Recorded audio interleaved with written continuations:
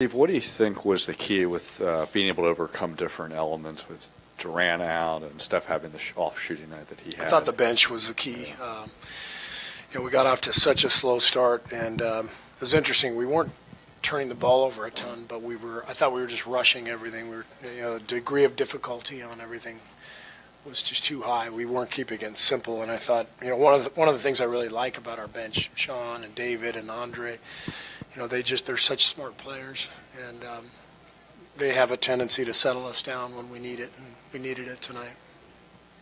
Coach, it feels weird to say this might have been an off-game shooting for Steph when he led the team in points. How does he do that? How does he turn a game around? It takes a special kind of confidence to do what Steph did tonight. I think he was like 0 for his first 10. I would have quit after like 4 shots. Like, it's not my night. But guys like Steph, MVP caliber players, they find a way to turn a bad night into a good one, and that's what he did. He just stayed with it. He's got the ultimate confidence in himself, and so he just stayed with it. I thought he started taking better shots in the second half and keeping it more simple, and got it going.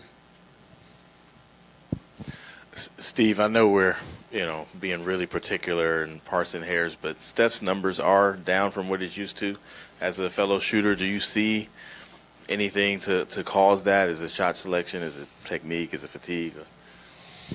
If he's shooting poorly, man, that's awesome. What a good place to be. I know his 3-point percentage is down, and that's small sample size, I guess, but I'm not worried about that. I don't see anything. I mean, I don't think I've ever said anything to Steph about his shot. Maybe the shot selection, but not the form on his shot itself. So that'll come. Even though before the game you said Kevin is kind of day-to-day, is there anything more that you can pinpoint as far as when he might be able to come back? No. We'll see how he does the next couple of days. We have tomorrow off. He'll probably come in and get some treatment, get some shots up, and we'll have a report for you on Monday morning at shoot-around.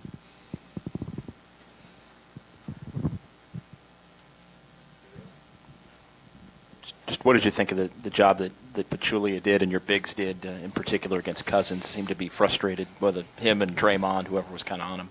I thought Zaza was tremendous tonight. He was a really big part of the game.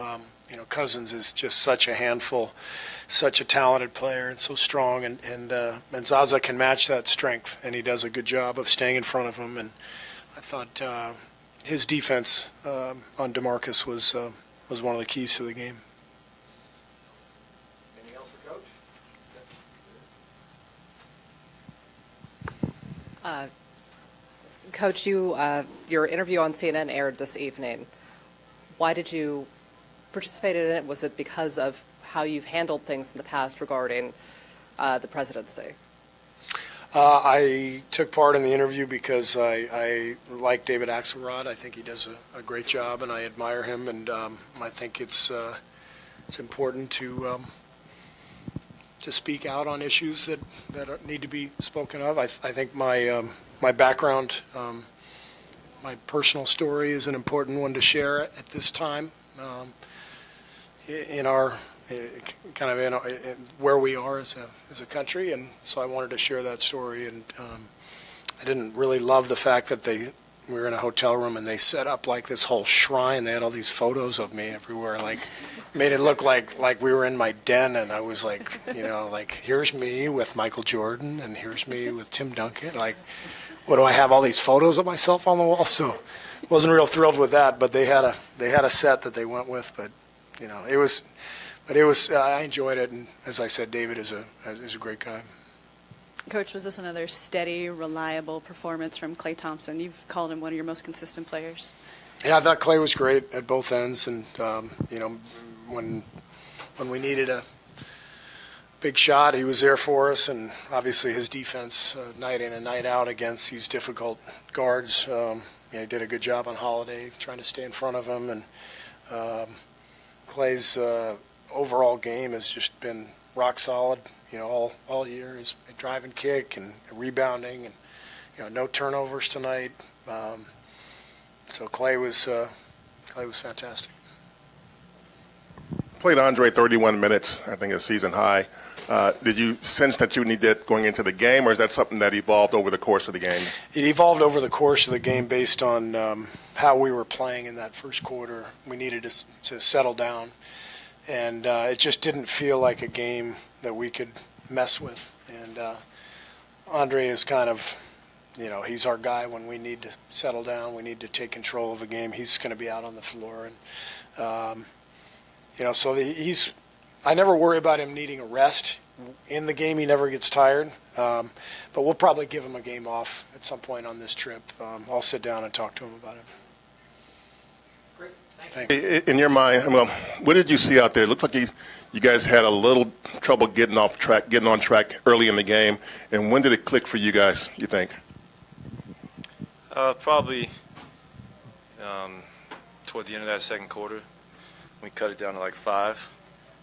I think it started clicking. I mean, we were clicking the whole game. Shots just weren't going in, which is all right when you only have single-digit turnovers.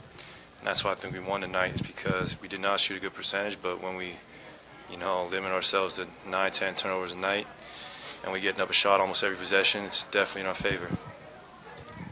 Clay, what did you see in Steph, even with his shots not falling like they normally do, with him still staying after it and trying to make the difference elsewhere?